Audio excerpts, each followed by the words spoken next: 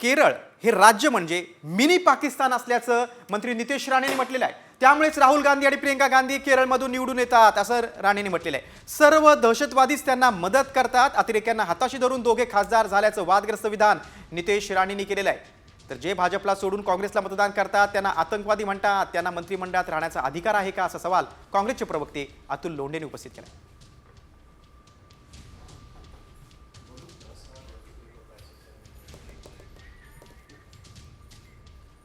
Mini पाकिस्तानच आहे केरळ, म्हणूनच तो राहुल गांधी तिथे निवडून आता त्यांची बहीण निवडून येते ना, सगळे अतिरेकीच त्याला मतदान करतात।